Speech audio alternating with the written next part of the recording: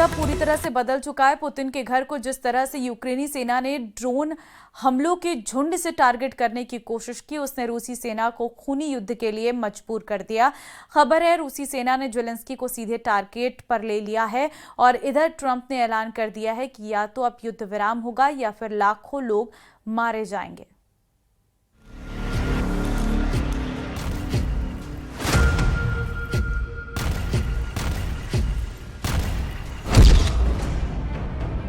Putin के घर 91 हमले, ट्रंप बोले अब लाखों मरेंगे। रूस यूक्रेन युद्ध में 1406 दिन बाद ऐसा मोड़ आ चुका है जो साफ साफ दिखा रहा है कि अब रूस यूक्रेन के बीच बातचीत का कोई मतलब नहीं रह गया है और अब सिर्फ युद्ध से ही जंग का फैसला होगा। राष्ट्रपति पुतिन ने खुद ट्रंप को फोन पर बताया है कि उनके घर पर यूक्रेनी सेना ने ड्रोन के झुंड से हमला किया है। इस खबर से न सिर्फ राष्ट्रपति ट्रंप हैरान रह गए बल्कि यूरोपीय देशों को भी सांप सूंघ गया है। बेलारूस से आई रूसी हाइपरसोनिक मिसाइल और शनिक की तैनाती की तस्वीरों ने यूक्रेन से लेकर यूरोप तक कोहराम मचाना शुरू कर दिया है, क्योंकि रूस जब भी यूरोपीय देशों पर अपने मिसाइलों से हमला करेगा तो वो बेलारूस की जमीन से करेगा, क्योंकि बेलारूस से यूरोपीय देशों पर मध्यम दूरी की बैलिस्टिक हाइपरसोनिक मिसाइल और शनिक से हमला करना कहीं ज्यादा आसान और घातक होगा। रूसी जनरल और कमांडरों ने यहां तक दावा किया है कि अब रूसी सेना यूक्रेन के जापोरिजिया शहर से सिर्फ 15 किलोमीटर दूर रह गई है। हम आपको बता दें, जापोरिजिया को ज़ेलेंस्की किसी भी कीमत पर रूस को सौंपने को तैयार नहीं है, क्योंकि जापोरिजिया में दुनिया का 10वां सबसे बड़ा न्यूक्लियर पावर प्लांट लगा हुआ है, जो यूक्रेन का पावर हाउस कहा जाता है। अगर ये भी रूस के हाथ चला गया तो समझिए यूक्रेन की हार पर मुहर लग जाएगी। लेकिन जिस तरह से पिछले 30 घंटे में पुतिन के घर पर 91 ड्रोन से हमले की कोशिश हुई है, उससे ट्रंप चौंक गए हैं और ट्रंप ने खुद कहा है कि अब या तो युद्ध विराम होगा या फिर लाखों लोगों की जान जाएगी। हम खबर की शुरुआत करते हैं। अभी तक यूक्रेन और यूरोप युद्ध के परमाणु अभ्यास, परमाणु मिसाइलों और परमाणु बम वर्षकों की धमकियों को कोरी बकवास और गीदड़ भभकी मानकर चल रहे थे। लेकिन अब रूस यूक्रेन जंग के हालात इतने ज्यादा बदतर हो चुके हैं कि अब रूस भी यूक्रेन को तबाह करने में कोई कसर नहीं छोड़ेगा। जो रूस यूक्रेन का पूर्वी हिस्सा जीतने के बाद यूक्रेन पर हमले बंद करने का ऐलान कर रहा था, वो रूस अब पूरे यूक्रेन पर नजरें गड़ाने लगा है। हैरानी की बात तो ये है कि ज़ेलेंस्की को भी एहसास हो चुका है कि रूस को रोकना नामुमकिन है और अब इसके पीछे की सबसे बड़ी वजह है रूस पर यूक्रेनी सेना का वो हमला, जिसमें सीधे सीधे राष्ट्रपति पुतिन को मारने की कोशिश की गई है। पुतिन ने ट्रंप के साथ फोन पर हुई बातचीत में दावा किया है कि यूक्रेनी सेना ने राष्ट्रपति ज़ेलेंस्की के आदेश पर रूस के नोवगोरोड स्थित पुतिन के सरकारी आवास पर बहुत बड़ा ड्रोन हमला करने की कोशिश की है। नए साल घूमने गए पर्यटकों के लिए अच्छी खबर है कि पहाड़ों पर जोरदार बर्फबारी शुरू हो गई है। सबसे पहले हम आपको कश्मीर के गुलमर्ग लेकर चलते हैं। बर्फ गिरते ही गुलमर्ग की वादियां सफेद चादर में ढक गई हैं। देश के अलग अलग हिस्सों से आए टूरिस्ट यहां बर्फबारी का मजा लेते हुए नजर आ रहे हैं। सैलानी बर्फ में खेलते, तस्वीरें खिंचवाते और खुशी से झूमते दिखाई दे रहे हैं। ये टूरिस्ट न्यू ईयर सेलिब्रेट करने के मकसद से गुलमर्ग पहुंचे। नए साल से पहले शुरू हुई बर्फबारी ने उनके उत्साह को और बढ़ा दिया है। गुलमर्ग में हर तरफ खुशियां और जश्न का माहौल है। टूरिस्ट कह रहे हैं कि बर्फबारी ने उनकी न्यू ईयर ट्रिप को और भी खास बना दिया है। गुलमर्ग इस वक्त टूरिस्ट की पसंद बना हुआ है, जहां बर्फ और जश्न साथ साथ नजर आ रहे हैं। न्यू ईयर सेलिब्रेट करने के लिए देश भर से, दुनिया भर से टूरिस्ट गुलमर्ग आए हैं और यहाँ पे बर्फबारी हुई है और लगातार बर्फबारी का सिलसिला जारी है और यहाँ आप देख सकते हैं टूरिस्ट खूब एंजॉय कर रहे हैं। इनसे बात करें, आप बताएं, आप तो झूमने लगे। ये तो देखिए, बात करने से पहले ही ये नाचने लगे, तो उससे आप अंदाजा लगा सकते हैं कि कितने खुश हैं ये टूरिस्ट, क्योंकि इर्द गिर्द बर्फ गिरी है। अलग अलग एरिया से ये लोग आए हैं और जितने भी यहाँ इर्द गिर्द टूरिस्ट हैं, पहले मैं यहाँ आपको दिखाने की कोशिश करूंगा। ये ढका हुआ है बर्फ से ये पूरा इलाका, हजारों की तादाद में यहाँ पे टूरिस्ट आए हैं होटल्स फुल हैं और न्यू ईयर सेलिब्रेट करने के लिए यहाँ पे टूरिस्ट आए हैं। इनसे बात करेंगे। आप कहाँ से आए हैं? हम मुंबई से आए हैं, नई मुंबई से। कैसा लगा गुलमर्ग? गुलमर्ग बहुत अच्छा लगा, बहुत बारिश हो रही है, बर्फ हो रही है, बर्फों की बारिश हो रही है, इसके लिए बहुत मजा आ रहा है और हम लोग एंजॉय कर रहे हैं। तो कभी ऐसा मौसम देखा है? कभी इस तरीके का नजारा मौसम नहीं मिला हमको, खाली बर्फ मिला था, लेकिन इस बार बर्फ की बारिश देखने को मिली तो बहुत मजा आया, बहुत मजा आया, बहुत एंजॉय किया है ये टूरिस्ट ने। आप बताएं अपना अनुभव। बोल बताइए। बहुत अच्छा लगा। पहला बार बारिश में हम लोग को इधर बर्फ की बारिश में घूमने के लिए अच्छा मिला, एंजॉय करने के लिए मिला पूरा फैमिली के साथ में। तो आप बताइए कैसा लगा यहाँ? बहुत मजा आ रहा है देख के। बहुत मजा आ रहा है। तो न्यू ईयर है और आप गुलमर्ग में हैं न्यू ईयर के सिलसिले में, तो क्या कहेंगे? ये हमारा भाग्य है कि हम न्यू ईयर के दिन गुलमर्ग में है।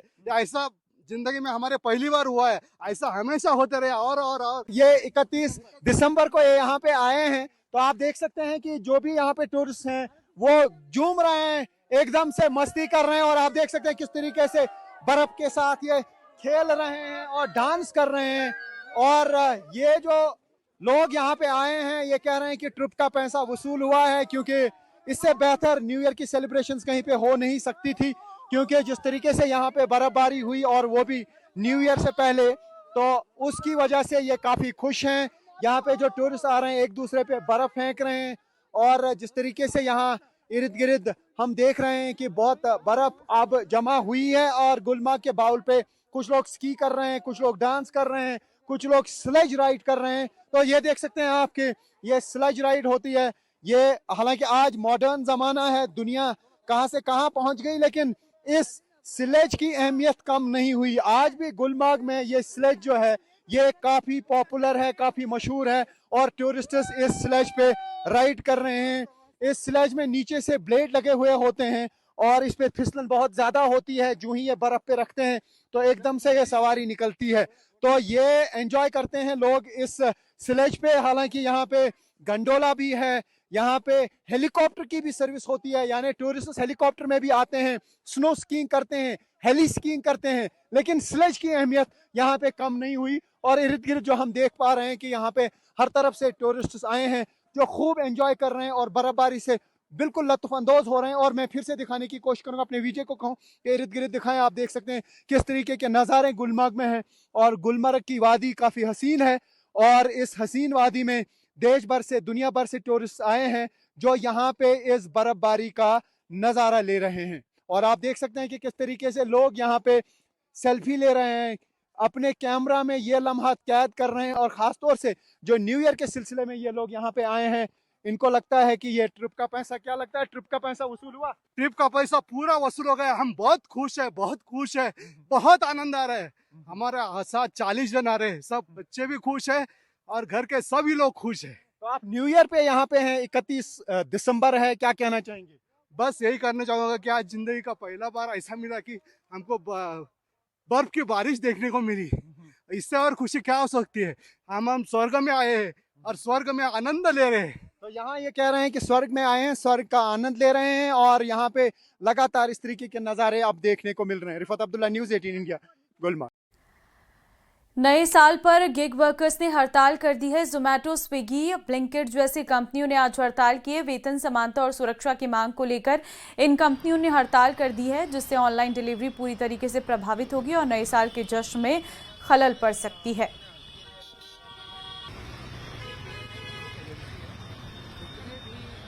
31 दिसंबर यानी कि साल का आखिरी दिन, और अगर आपके भी घर में कुछ पार्टी प्लान्स थे जिसके लिए आपने सोचा था कि इंस्टेंटली कुछ मंगवा लिया जाएगा, तो आपके प्लान्स में आज खलल पड़ सकता है, क्योंकि गिग वर्कर्स की स्ट्राइक की जो बात है वो सामने आ रही है। इस वक्त राजेंद्र नगर में मेरी मौजूदगी है, काफ़ी गिग वर्कर्स मेरे साथ यहाँ पर हैं।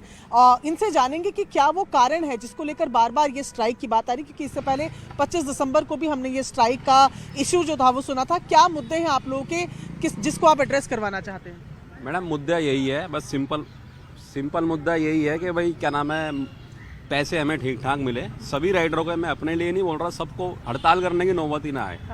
पैसे मिलते ही नहीं। अब बताओ 20 रुपये 15 रुपये अर्निंग, उसमें क्या हो रहा है? 102 रुपये लीटर तो पेट्रोल ही है। कैसे बात बनेगी? आजकल की महंगाई देखो, कितनी महंगाई है, कहाँ से घर चला लेगा आदमी अपना? बस मुद्दा यही है। अब देखो बरसात होती है, बरसात में भीग के काम करना पड़ता है। आज भी कंपनी ने सबको लालच दे रखा है कि 31 और 1 जनवरी 9,500 रुपये 2 दिन में कमाइए आप। मगर अभी देखो, अभी 2 घंटे से तो मैं लॉगिन हूँ, मैंने 43 रुपये का काम करा है सिर्फ 2 घंटे में। काम ही नहीं है, क्योंकि काम कहाँ से होगा? जब ये बताओ, जब जोन में 100 राइडरों के लिए काम है और राइडर हैं जोन में 1000 कम से कम, तो काम कहाँ से देगी कंपनी? कंपनी भी काम कहाँ से देगी? कंपनी तो बस भर्ती करे जा रही है। ठीक है, और भी लोग यहाँ पर हैं, उनसे जानते हैं भैया किस लिए कि आप लोग जो है आवाज़ उठा रहे, क्या चाहते हैं आप लोग? मैम इनकम बढ़ाने के लिए 26 ऑर्डर का टारगेट होता है और इनकम 13 घंटे 14 घंटे काम करते हैं, इनकम होती है 700-800 रुपये की इनकम होती है। हाँ। और 26 ऑर्डर का टारगेट होता है, 27 ऑर्डर का टारगेट होता है। टारगेट पूरा करने पर भी इनकम सही से नहीं आती मैम। हाँ, तो थोड़ा इनकम बढ़े आप ये कह रहे हैं। आप क्या इशू है आपके? मैम 20 रुपए में हमें 4th फ्लोर पे कस्टमर बुलाते हैं, 4th फ्लोर चढ़ना पड़ता है, कस्टमर ऊपर से नीचे आने को राजी नहीं होते हैं और 20 रुपए में हमें ऑर्डर मिलता है। इंसेंटिव भी बहुत कम कर दिया है। तो इंसेंटिव भी कम कर दिया है, ऑर्डर भी नहीं मिलता है। आप बताइए क्या मैम issue है? पहली बात तो इसमें जो भी राइडर काम करते हैं उनकी सेफ्टी तो है नहीं। हाँ। कुछ भी होता है तो सीधा आईडी टर्मिनेट होती है। हाँ। और हम लोग आवाज़ उठाते भी है ना। हाँ। तो हमारी आईडी के साथ छेड़खानी कर देते हैं, आईडी टर्मिनेट, उस पर पेनल्टी लगा देंगे। सारे जो भी यहाँ के रेस्टोरेंट है इनके सारे ऑर्डर की पेनल्टी हमारे ऊपर लगा देंगे और हम लोग हड़ताल करते हैं। और ये लोग ना हमारे कुछ भी हेल्प नहीं करते। और इंश्योरेंस जो भी राइडर को प्रॉब्लम होती है, इंश्योरेंस में क्लेम में मिलने में बहुत लेट होता है, क्योंकि अगर राइडर के पास पैसा हो तो राइडर क्यों जाए प्राइवेट हॉस्पिटल में? राइडर पे पैसा नहीं हो तो उसको टाइम पे पैसा मिलता ही नहीं है। और दूसरी बात कि 20 रुपये में मैम एक चाय के अलावा कुछ नहीं मिलता। अभी वैल्यूबल 1 किलो आटे के प्राइस की बात कर रहे हैं, मैं चाहता हूँ मिनिमम 40 रुपये स्टार्टिंग हो, 1 किलोमीटर 40 रुपये। और रैपिडो ने भी प्राइस कम कर दिया, सब लोग मार्केट में प्राइस कम कर रहे हैं। अब इनकी मार्केट मोनोपोली हो चुकी है। अब इसमें कोई और कंपनी आए तो यदि 1 किलोमीटर के 40 रुपये देना तो वो गेम चेंज कर सकती है। इससे जोमेटो स्विगी वाले राइडर आप क्या मुद्दे हैं? वो तो मैम 20 रुपये का ऑर्डर लेके कस्टमर कहते हैं 5-5 किलो 5-5 मंजिल चढ़ गया आप। 20 रुपये ऑर्डर में आप मिनिमम टाइम भी लोगे तो 15-20 मिनट तो खर्च होने ही होने। तो मैम मतलब स्विगी ने बिल्कुल ख़त्म कर दिया है, मतलब मन ही नहीं कर रहा है काम कर। वो बंदे की मजबूरी है जो कर रहा है, लेकिन स्विगी जोमेटो सब ने ऐसी तैसी कर दी है। ठीक है, क्या दिखा रहे हैं आप? मैडम ये देखिए, ये अभी एक जोमेटो के भाई राइडर का ऑर्डर बजा था, उसने कैंसिल करा। ये 21 किलोमीटर में 118 रुपये दे रही है। अब आप लगाइए 21 किलोमीटर बंदा ये जाएगा और 21 किलोमीटर वापसी आएगा, 42 किलोमीटर में उसको 118 रुपये मिल रहे हैं। आप बताइए, 100 रुपये लीटर से ऊपर पेट्रोल है, 102 रुपये लीटर पेट्रोल है। अब इसे क्या बचेगा? इस बेचारे ने कैंसिल कराया ऑर्डर, रिजेक्ट करा है। इसको कोई मुनाफा ही नहीं है, फायदा ही नहीं है। रिजेक्ट करने के भी पैसे कटते हैं? रिजेक्ट करने से अगर ये पूरे दिन में एक ऑर्डर रिजेक्ट कर सकते हैं। हाँ। अगर दोबारा कोई ऐसा ऑर्डर बच गया तो उसे वो या तो जाना पड़ेगा या इसको मतलब पूरे दिन की मेहनत बेकार हो जाएगी, इंसेंटिव मर जाएगा सारा। अच्छा, तो ये तमाम इनकी दिक्कतें हैं जो आप तक और हम तक कभी पहुंचती नहीं है। साफ तौर पर इनका कहना है कि 10-10, 20-20 रुपए के लिए जो है इन्हें दूर दूर तक जाना पड़ता है। पे आउट की कोई क्लैरिटी नहीं है, सेफ्टी की कोई क्लैरिटी नहीं है। और ये तमाम ऐसे मुद्दे हैं जिनको लेकर इससे पहले भी हमने देखा था, 25 दिसंबर को भी एक स्ट्राइक की बात सामने आई थी और आज भी इसका असर देखने को मिल सकता है। कैमरा पर्सन नसीब सिंह के साथ प्रियंका कांडपाल, न्यूज़ 18 इंडिया, दिल्ली।